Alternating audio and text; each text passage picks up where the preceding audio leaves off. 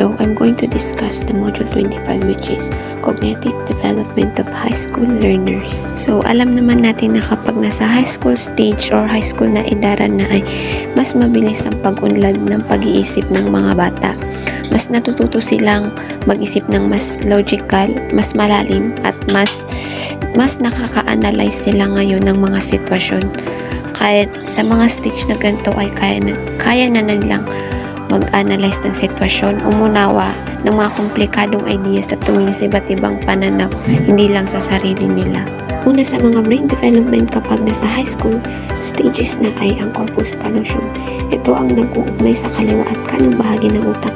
Habang tumatagal, mas gumaganda ang coordination ng pag-iisip, kaya mas nagiging mahusay sa problem solving ang mga nasa high school stages. Pangalawa sa brain development ng mga high school stages ay ang myelination. Ito, para mas maintindihan, is para lang siyang speed booster ng utak. Kapag mas maraming myelin, mas mabilis mag-isip at mas okay ang memory at mas mataas or mas maganda ang focus ng mga high school learners. Ang pangatlo naman sa brain development ay ang peaks in brain maturation.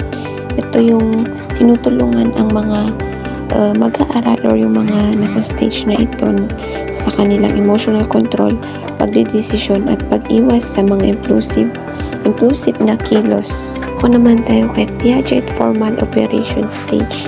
So, ayon kay Piaget, nasa formal operational stage daw ang mga high school learners.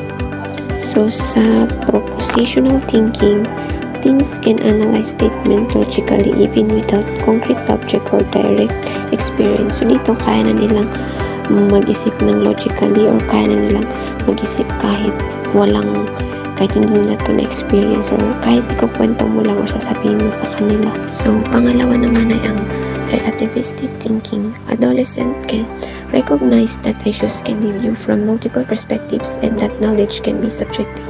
Kumbaga dito is mas naiintindihan nila or naunawaan nila na may iba't ibang opinion at sa mga opinion na yun ay maaaring lahat yun tama at lahat din ay mali. So, parang hindi lang sila nakafocus sa one perspective. So, ang pangatlo ay ang real versus possible thinking.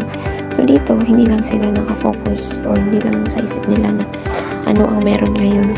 Nag-iisip na sila, nag-start na silang mag-isip sa kung ano ang pwedeng mangyari ngayon. So, pwede na nila parang iisipin na nila ito at maaari na sila makapag-isip ng maaaring solusyon habang hindi pa ito nangyayari.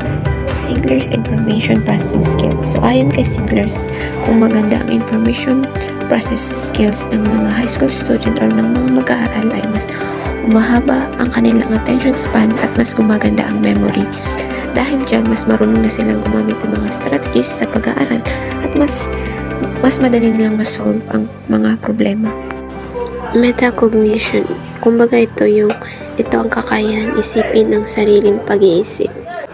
Kumbaga in short is, ang metacognition is ito yung kakayahan ng isang mag-aaral maunawaan at masubaybayan at makontrol ang kanyang sariling pag-iisip at paraan ng pagkatuto. So, ito is, alam na ng high school learners kung paano siya natututo at kung sa anong epektibong strategy ang para sa kanya. Overachievement and underachievement. Overachievement. These are the students perform above expectation despite not always being labeled as gifted. Underachievement. These are the students perform below their actual potential. May dalawang uri ang underachievement. Ang una ay ang withdraw underachievement. Ito yung mga tahimik, kulang sa self-confidence at iniwasan ng mahihirap na gawain. Ang pangalawa naman ay aggressive underachievement. Ito yung mga palaban, ayaw sa rules at madaling mainis or magalit. Cognitive and behavioral traits in adolescents. So, una na dito ang egocentrism. So, they may think that or they may assume that others think the same way they do. So, dito is parang nakafocus lang sila sa sarili nilang perspective. Pangalawa ay ang idealism. So, ang idealism ay ang paniniwala na dapat perfecto ang mundo at may tamang paraan kung paano dapat gawin ang mga bagay. Dahil nga sa mas tumatagal na mas naging advanced na ang kanilang pag-iisip, mas nakikita na nila ang pagkakaiba ng ideal at ang realidad. At ang pangatlo ay ang increased argumentativeness. So, dahil habang mas tumatagal ay mas umuunlad ang kanilang cognitive ability, mas nagiging mahilig sila makipagtipid o makipagtalo dahil nasa formal operational stage na sila, kaya mas lalo silang nakakagamit ng mga logical na dahilan at mga ebidensya para ipagtanggol ang kanilang mga opinion or ang kanilang nais sabihin. Dumako naman tayo sa topic na adolescent attitudes and abilities. So, dito sa adolescent attitude and abilities is natututo na silang maging independent, which is yan yung self-reliance, at marunong na silang humawak at natuto na silang humawak ng kanilang pera, which is yan yung money management. At ang pangatlo ay ang matured work orientation. Ito yung mas nagiging responsable sila sa lipunan, mas nagiging masipag sa trabaho, at mas nagkakaroon sila ng positibong pananaw sa buhay. At ang huli nating tatalakayin ay ang implication for education and parenting. Instructional strategies. Sa pagtuturo ng high school learners, mahalagang gumamit ng student-centered strategies. Dapat bigyan ang mga mag-aaral ng activities na nangangailangan ng critical thinking tulad ng problem solving, group discussion, at project. Mas natututo silang kapag may pagkakataong mag-isip, magpaliwanag, at magtanong, hindi lang basta pakikinig. Support for metacognition. Dapat turuan ng mga mag-aaral na kilalanin o alamin kung paano sila matututo or ano ang epektibo paraan para sila ay matuto. Sa ganung paraan, natututo silang baguhin ang study strategies kapag hindi epektibo, kaya mas nagiging independent at responsible learners sila. Socio-emotional guidance. Bukod sa academics, mahalaga rin ang emotional na suporta.